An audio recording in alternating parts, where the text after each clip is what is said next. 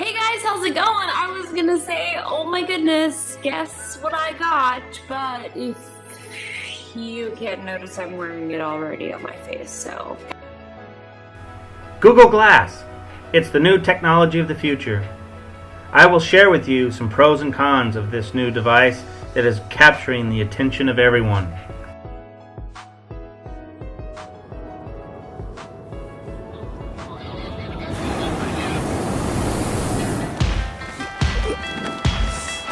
Okay, Glass, record a video. This is it. We're on in 2 minutes. Okay, Glass, hang out with the Flying Club. Google photos of tiger heads. You ready? You ready? Right there. Okay, Glass, take a picture.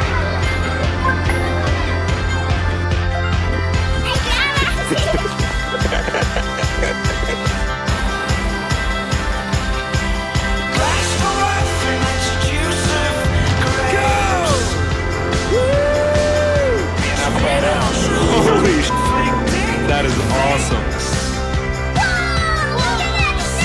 Okay, Glass, record a video!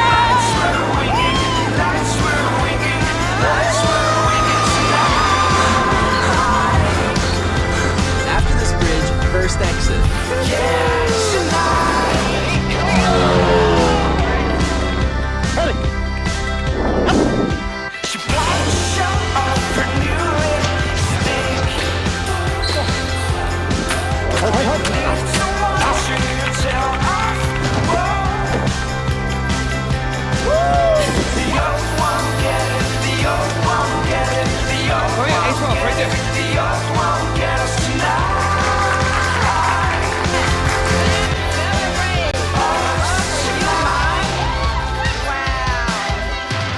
Google, stay delicious in Thai. Arroy. Google jellyfish.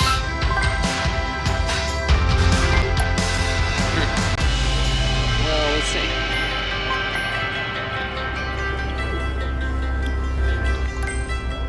It's beautiful.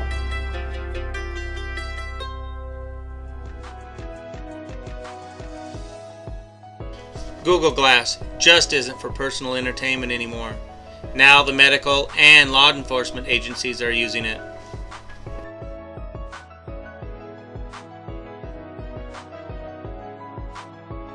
Gadget at the moment, but cardiothoracic surgeon Dr. Pierre Theodore believes it can do much more. Maybe even revolutionize the way doctors perform surgery. In terms of a vision of the future, I think the future is almost limitless. Google Glass is a wearable computer configured similar to a pair of eyeglasses, but with an optical head-mounted display. So when I look at you right now, I'm seeing right through it. Nothing's displayed. When the device flips on, it takes up a small quadrant of my vision. Almost like if my vision were a tic-tac-toe board, it would take one of those upper corners. But what it feels like is looking in the rear-view mirror of your car. That rear-view mirror is always there when I need it, but it's not there when I don't. Dr. Gross suggested Google Glass to Dr. Theodore, who used the tech device as an auxiliary tool in the operating room. He preloaded an image he needed for surgery. Not only is it truly right in front of your vision, it allows you really to not lose your concentration directly with the patient. That means that at the same time that you're interacting with the patient, you can merely change your attention ever so slightly to look at the specific images that you need to help guide therapy. Dr. Theodore believes wearable computing technology can help international medical efforts by breaking down geographic barriers and helping doctors in underserved areas. And to be able to arm them with the tool to communicate with medical professionals so that there's an exchange of information has the potential really to improve, in my mind, as the UCSF motto would suggest, to really advance healthcare worldwide.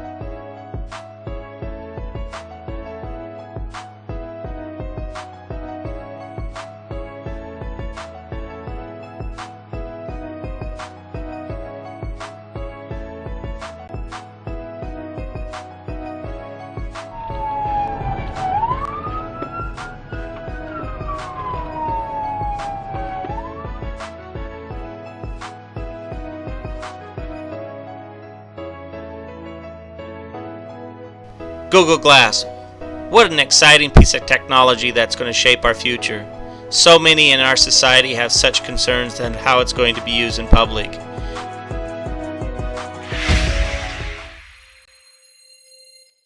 One of Google's latest projects, Google Glass, isn't even out yet, but it's already been preemptively banned by certain businesses and establishments ahead of its release date. Google Glass is a pair of internet-connected glasses that sit on your head that allow you to take pictures, record video, and access the internet hands-free right in front of your eyes. You can shop, check the weather, check your email, text message, and video chat, pretty much anything you would do online. Sergey Brin, co-founder of Google, previewed Google Glass last year, and it's pretty clear he has high hopes for the augmented reality device. Now, I have to admit, it sounds pretty cool, but it looks a little silly, and it's already raised some pretty serious privacy concerns.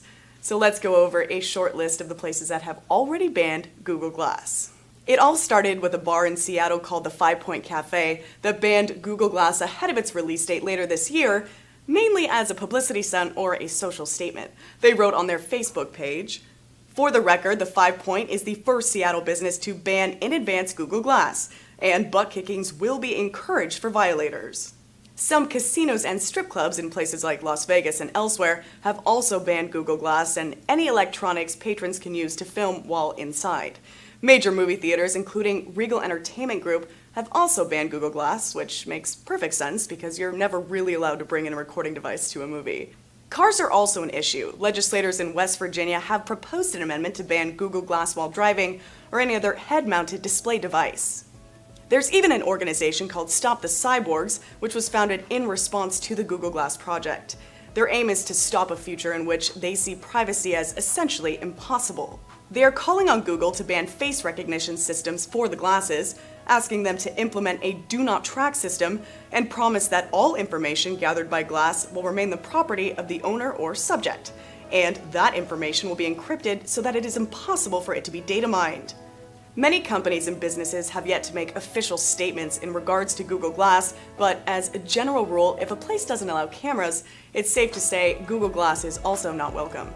Google even made a statement in response to recent events about Google Glass to Forbes, saying, quote, "It is still very early days for Glass, and we expect that, as with other new technologies, such as cell phones, behaviors and social norms will develop over time."